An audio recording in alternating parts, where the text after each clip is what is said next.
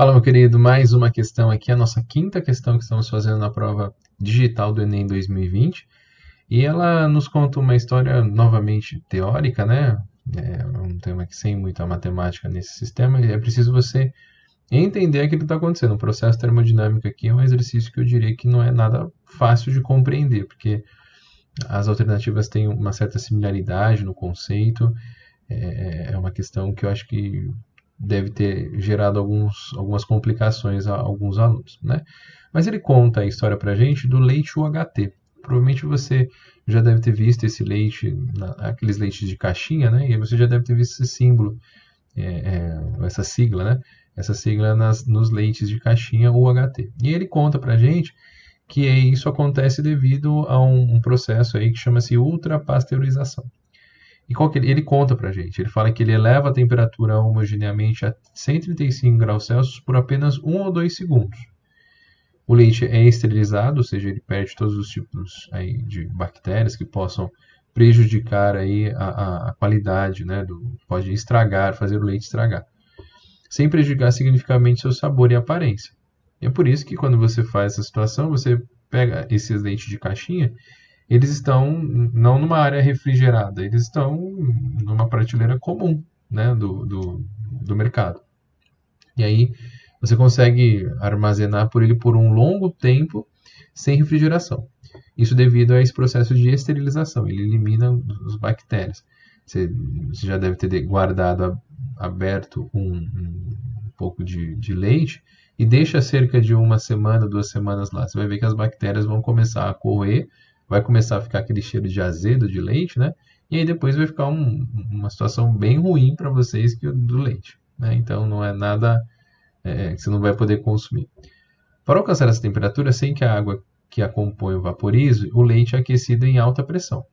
Veja, aqui vale a análise do seguinte: quando a gente pensa que a água está subindo de temperatura, você pode olhar e falar assim, poxa, se dentro do leite tem muita água, né? Tem uma boa composição de água. Não era para essa água aqui a 135 vaporizar? Sim, né? A água evapora a 100, como é que não vai chegar a 135? Isso só é possível porque dentro do sistema com que é feito esse processo, o leite é colocado aqui, imagine que é um tubo, uma cuba, né? Alguma coisa que o armazene, e aí você coloca aqui uma certa quantidade de leite. Só que esse leite aqui que a gente está estudando, ele vai ser aquecido até 135 graus Celsius. O que é esperado se fosse num fogareiro, né? Se a gente fizesse 135? Ele evaporaria toda a parte de água que compõe o leite. Porém, ele diz que para alcançar essa temperatura sem que a água que o compõe vaporize, o leite é aquecido a alta pressão. Então o que acontece? É o caso que a gente tem numa panela de pressão. Quando você coloca uma carne, algum feijão dentro da panela de pressão, essa carne ela cozinha melhor do que quando colocada numa panela comum, porque a pressão interna ali dentro da panela é muito maior do que a pressão numa panela comum.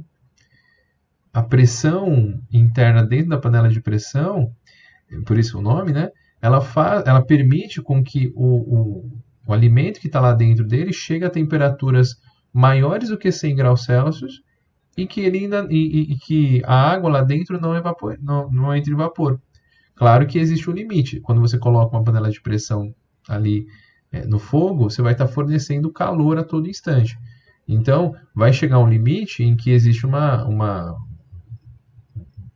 valor para que a pressão não fique enorme. Imagina, você vai só fornecendo calor para dentro da panela de pressão, ela precisa ter uma válvula de escape ali, e aí por isso que faz aquele barulhinho típico de panela de pressão.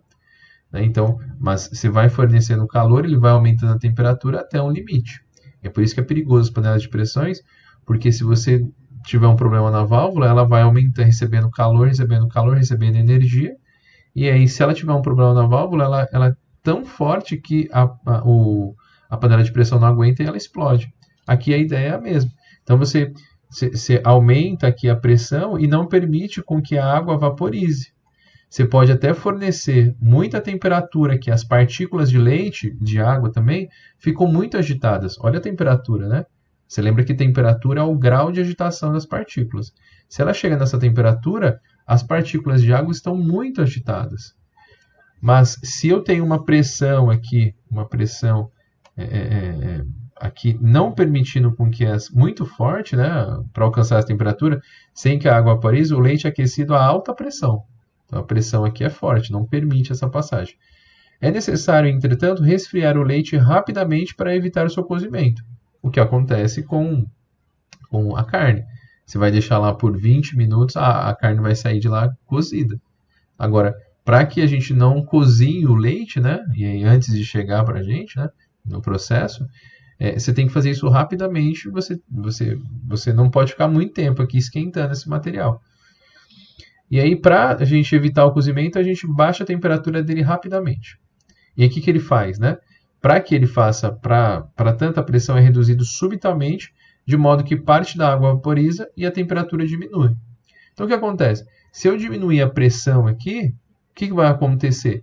Essas partículas que estavam muito agitadas nessa temperatura vão começar, elas estão batendo muito fortemente uma na outra, e aí é possível que uma parte dessa água vaporize, ela consiga vencer essa pressão de vapor aqui, e ela comece a entrar em ebulição, vaporize aqui, né, que é o que ele está dizendo.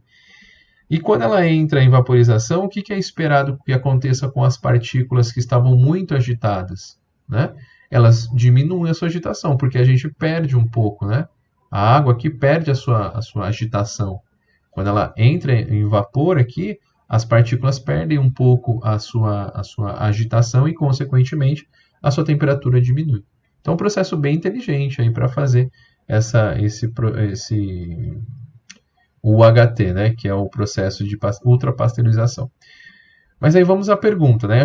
Espero que você tenha entendido aquilo que está acontecendo, né? Porque não é fácil entender esses conceitos de temperatura, pressão e volume logo de cara. Você precisa ter um pouco de cuidado nessa leitura. E aí o processo termodinâmico que explica essa redução súbita de temperatura é Bom, primeiro, a convecção induzida pelo movimento das bolhas de vapor d'água. Então, a convecção aqui, acho que é um processo que você precisa se recordar, que é quando um gás, um líquido, um fluido, ele consegue sair a parte o material mais quente vai para cima e o material mais frio vai para baixo. Não é o motivo pela qual acontece a súbita redução de temperatura. Esse não é o motivo. Pode até acontecer. O movimento das bolhas podem fazer com que aqui aconteça a região que tende a subir, né? Mas não é o motivo da redução da temperatura. Então, essa aqui está falsa. A emissão de radiação térmica durante a liberação de vapor d'água. Então, veja, aqui todo material que tem temperatura, ele emite uma radiação. Então, você já deve ter visto aqueles me falta o nome. Mas um termômetro, por exemplo, que você mede a temperatura do corpo de um binóculo, lembrei do nome. Um binóculo que você vê, a pessoa emite uma radiação infravermelha. E aí você consegue definir se ela estiver muito quente, ela fica uma cor meio vermelha, se ela estiver não tão quente, amarela, e assim por diante. Você já deve ter visto também isso, está muito na moda agora por causa da pandemia, esse formato onde a pessoa vê o nível de calor dela que ela emite, né? Mas esse não é o motivo, da radiação térmica, que abaixa a temperatura. Ele vai emitir uma radiação, porém, não é o motivo pela qual acontece a súbita redução de temperatura. Então, aqui a emissão de radiação também não faz sentido na resposta que ele quer. Cuidado com isso, porque o Enem gosta muito disso. Ele te dá respostas que fazem sentido, mas que não respondem à sua pergunta. Isso é importante, né? A expansão livre do vapor d'água liberado pelo leite no resfriamento. Então, quando você faz o vapor d'água que começa a subir, ele vai simplesmente fazer com que a água comece a ter essa evaporação, mas ela não faz uma expansão livre. Ele ainda está dentro desse processo. E não é o motivo pela qual acontece a redução súbita de temperatura. Então, essa expansão livre também está fora. A conversão de energia térmica em energia química pelas moléculas orgânicas. Olha, não vejo relação aqui, principalmente em energia química, né? Vai acontecer uma transformação, de fato, vai ser o item E, porém, essa transformação de energia térmica em energia química, isso não é um processo aí que a gente pode analisar, não acho que não faz muito sentido. Que tipo de energia química aqui, das moléculas orgânicas, não vejo sentido nisso. Agora, veja, é uma transferência de energia térmica, ou seja, essa energia térmica aqui, com que as partículas estavam muito agitadas, né, e isso aí, essa energia térmica conhecida aí como calor, quando elas ficam muito agitadas e eu diminuo subitamente a temperatura, essa energia que estava aqui nas partículas, esse grau de agitação aqui, quando ele tem a súbita diminuição de pressão, eles começam a vaporizar. E aí a temperatura deles, eles perdem essa tanto agitação, e aí a temperatura do leite diminui. Então, de fato, acontece uma transferência de energia térmica, né, do material do leite, né, da água em si, que se transforma essa energia térmica para a energia cinética aqui das partículas. Essa diminuição da energia cinética das partículas aqui faz com que a temperatura diminua. E aí a gente faz com que ocorra a vaporização da água, e aí a melhor alternativa com certeza é isso. Então o que eu estou aqui só para a gente fechar essa alternativa? As partículas do leite estavam muito agitadas, muito mesmo. Eu tenho uma grande agitação de partículas. E aí aconteceu o quê? Ela só não estava evaporando porque tinha uma pressão muito grande. Quando eu reduzo essa pressão, as partículas estão muito agitadas ainda e aí elas começam a evaporar. Porque diminuiu a pressão, mas as partículas não deixaram aqui de estar agitadas. E aí elas começam a se transformar em energia, se transformam aqui nas partículas em vapor d'água. E aí, consequentemente, o que acontece com o leite? Aquela grande agitação eu perdi para essa energia para o processo que evaporou, e aí a gente diminui a temperatura. Então, essa transferência de energia térmica é o que promove a diminuição súbita dessa temperatura. Bela questão, viu? Então é preciso ter cuidado ao ler isso. Eu quero que você tenha bastante cuidado, principalmente faça o estudo de uma panela de pressão. A física de uma panela de pressão ela é muito interessante para você entender esse fenômeno, e esse daqui também era muito bom você saber essa parte. Beleza? Espero que você tenha ajudado. Qualquer dúvida, deixe os seus comentários aí para a gente poder melhorar os nossos vídeos e como fazer melhor ainda as nossas atividades. Beleza? Então, mais uma questão aí do Enem 2020 digital.